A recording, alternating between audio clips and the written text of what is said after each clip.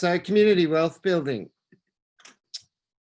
There are a number of different ways of doing this. Smart specialization, asset-based community development, which Dee talked about. The Preston model, which is creating worker-owned cooperatives and social procurement. The innovation model, which is that we can provide techno solutions to our community's needs. The slow movement, which stems from the slow food movement, that if we're conscious with it, we will be able to build community wealth, and the Mondragon inspired movements. All of these models have merit, and I would just be providing today some way of viewing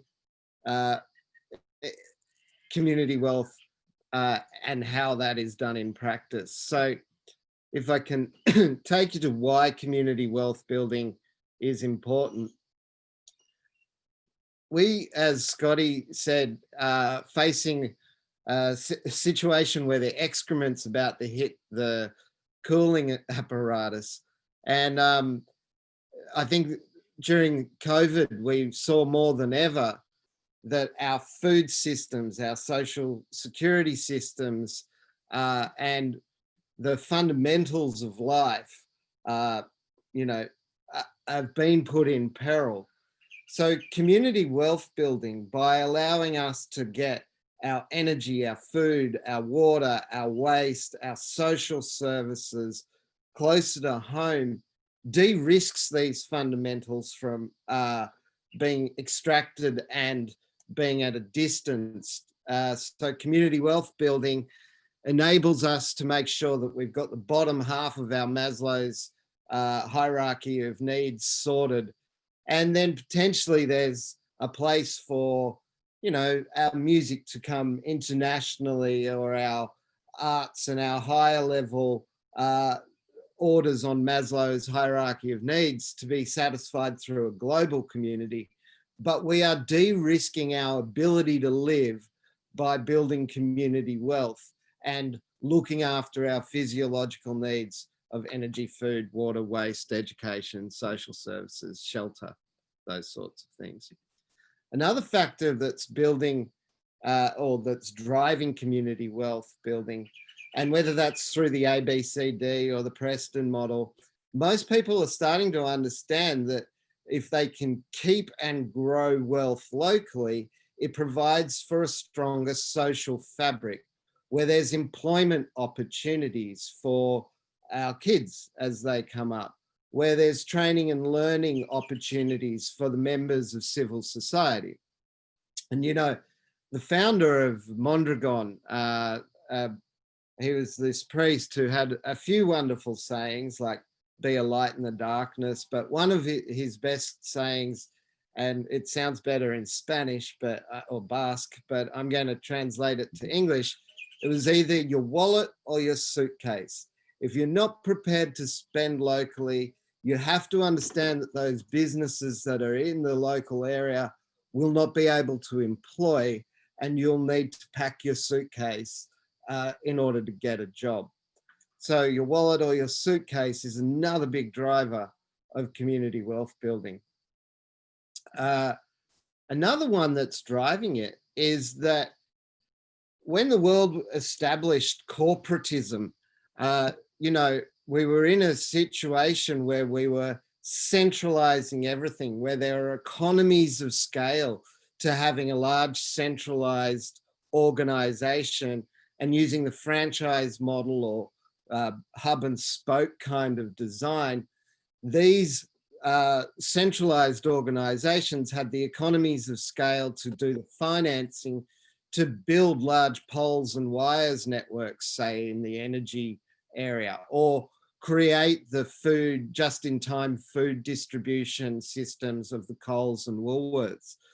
What we're now having as a result of the internet technologies and social media technologies, we've now seen a situation where that's reversed, and that for the operating costs of a branch office of Energy Australia in a year, You could establish a community-owned renewable energy cooperative or corporation that looked after the solar panels on roofs, that looked after the installation and batteries and services for the same cost in a year of startup for that renewable energy co-op.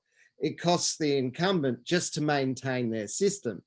The incumbent's built on coal, oil, and gas, whereas the community energy cooperative is built on solar, wind. So it obviously has ecological and non-financial benefits, but driving this is fundamental economics. Some things, energy, food, water, waste, education, social services, because of distance, some things are cheaper the closer they are produced and consumed. And so local has the ability to outcompete bigger, more entrenched corporate owners. So there's a lot to think about when it comes to community wealth building. There is context, culture, ownership, the capital itself, the capital stacking on one another, the instruments. Do we use debt? Do we use equity? Do we use revenue shares? Do we use Kevin Cox's forms of financing? What are the relationships that are required? What are the enterprises and the infrastructure that a community needs? One way of organizing those thinkings is into a diagrammatic pyramid. So I will take you through this in order to think, but what I want you to first of all see is that context and culture sitting at the top of the pyramid. If you don't have the context and culture right, you can never reach good heights of community wealth building. If you don't have the core conditions of the right instrument, capital stack, and ownership, then you can't get the foundation right around infrastructure, enterprises, and relationships. So moving our thoughts ahead, let's take it out of theory and out of metaphors of pyramids, and let's start talking about each of the elements. When we talk about the context, it's a decision, it's the purpose, it's the why. So a lot of people are motivated now because of job insecurity, climate change becoming so apparent that it's hard to ignore. When they embed that in themselves, it becomes the why, it becomes the context. And that is why we're seeing in the last 8 months since COVID took out, we've seen more activity in community wealth building than we have in the previous 3 years. And people are aware and they have a context that things need to change. When people were comfortable, the context for change, the context for community wealth building, particularly in Australia, which was lucky enough to avoid the worst parts of 2008, 2009 GFC, was that, why do we need to change? I'm very comfortable. There's no need for community wealth building. I can still get everything I want through the existing corporate structures. I think people have changed. The culture is the norm. It's the habit. It's how things get done. In a community, by the, depending on the nature of the community, you have to do community wealth building with respect to that. So multiple examples abound. I won't get into them until I know that I've got time at the end, but I wanted to just tell you that culture eats strategy for breakfast, and it does in the corporate world, and it does in the community wealth building world. You can come up with on paper the best possible solution for a community, but if that's not how that community works and they've come up with it and it fits within their context, it's just not going to happen. Ownership, really simple, fundamental. It's about giving stakeholders an actual stake instead of lip service. Corporations have understood our need for and desire to participate, and they give employee engagement and they like customer satisfaction. but ultimately giving their employees or their customers an actual stake would be an anathema. Whereas community wealth building doesn't give lip service to a stake. It provides share ownership, cooperative membership, employee ownership, customer ownership in the entities, in the infrastructure, and in the relationships that support community wealth building. The stack. So a community has financial resources, assets, and existing pieces of infrastructure. And it's really important to get like a cornerstone from the community upon which other layers of capital can stack. And a quick example. So we're working in the Gippsland area at the moment. There's 8,500 areas of tracks and trails that have been put in by successive governments throughout that region. No money has been given to maintaining these tracks and trails. So we're also working with introducing like a fair B&B co-op to Australia. It's called Wayfarer. Wayfarer works the same as Airbnb in terms of hosts and people coming to stay, but the hosts own the platform and 50% of the booking fees go to local community projects. So what we recognized was we could take the 50% of community of the booking fee from Wayfarer, put it into the maintenance and promotion of the tracks and trails, and use that as a cornerstone amount of capital on behalf of the community to give the community an actual stake. This has enabled local government, state government, federal government, and local philanthropic and impact investors to come around and provide the other areas of capital and debt and equity that are required in order to get tracks and trails, maintenance and promotion business built and owned by the community. Now, the community and the stack were vitally important, and it doesn't work without culture, context, and all the other things. But stack, I think, is a really interesting area of focus for community wealth building. The capital, often we think of that as the money in, but it can also be the type of currency or the reserves. So yesterday I was fortunate to hear Barry Dish and his wife, Mary Shell, talk about community banking. And it's so obvious in context that community banking needs some assets to establish, and the community-owned buildings, public parks, public infrastructure could become that reserve that guarantees the initial capital to kick off public banking or community banking in Australia. The instrument, it has to be fit for purpose. So a lot of instruments that we use today are corporate instruments. The share with capital return, voting rights per share, sits in stark contrast to the cooperative share, which has no capital gain and has no voting rights attached to it. You might be appropriate in some communities to use a cooperative share or a corporate share or a debt instrument. What we're finding is that often revenue-based instruments, say the 1, 2, 3 instrument, can be very useful. A 1, 2, 3 instrument, for those that don't know, isn't an obligation in debt or equity. It's $1 is provided by a funder.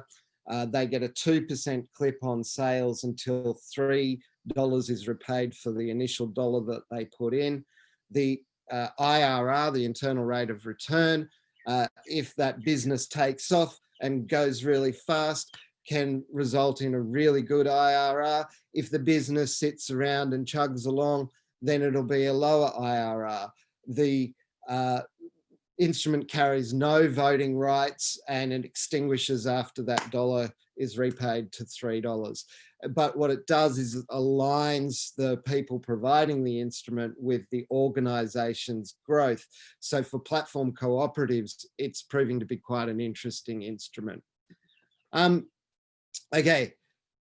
Sitting at the bottom layer of your community wealth building pyramid is the community. That's your crowd when you're crowdfunding. It's the people who show up and volunteer. You've heard the expression, your network is your net worth, and that is so true in the community. There is no benefit in having people sit on the sidelines. Participation is really important, but participants want to participate in a way that they are heard and given an actual stake. And so community wealth building and relationship building go together hand in glove. It's also the enterprises. Now, enterprises, I talked yesterday about the risk of startup enterprises compared to transitioning enterprises where they've been around for 10, 15, 20 years, and now the founders need an exit. And the enterprises are the business, the value proposition, the work, the provider of employment. Without healthy enterprises, community wealth building is hard to create and generate and keep local. And then lastly, it's the infrastructure. And what I mean by infrastructure is our energy grids, our sewerage systems, our water and food supply systems, the real base of Maslow's hierarchy of needs. These need to be distributed. They need to improve, not destroy the environment as they are providing us with the services and the products that we require locally. If they are doing so on a degenerative basis, that doesn't make it better for our wealth. It's just mining the future wealth and taking it from future generations. And it needs to be accessible via language, via gender, via sexual orientation. And of course, it needs to be local. So I'm going to try and scoot through. All of this builds a community wealth building pyramid. You can cut and slice it around foundations and transactions and the cultural people stuff at the top. You can also view this in terms of the growth. Where is growth going to come from for your community? Well, it's going to come from the sorts of new enterprises, relationships, giving stakeholders a stake and putting the stack of community resources around it. Likewise, you can cut this around the future. If you want to ensure that we've got a regenerative and distributive future, you need to understand what infrastructure supports your community, the enterprises and their behavior, the instruments they use and the capital they have available to deploy and distribute within the community. And so you can cut and slice your community wealth building pyramid a number of ways. All of these elements interact together, and in practice, you can't be an expert in one and generate community wealth building. No single person can. And that is why it requires collaboration, participation, a group of people. You know, at a very minimum, you need to have numbers people, business people, hardworking people. You know, there is a marketing finesse, even when you're doing things locally and the cost of customer acquisition is reduced and the lifetime customer value is increased. It still is a change to go from trying to talk to everybody, which is broadcast media and the way that people have been, taught to consume and deliver marketing, to delivering marketing locally, where you're talking to your neighbor and have to do so with absolute authenticity or transparency, because bullshit stinks and it'll come across the fence.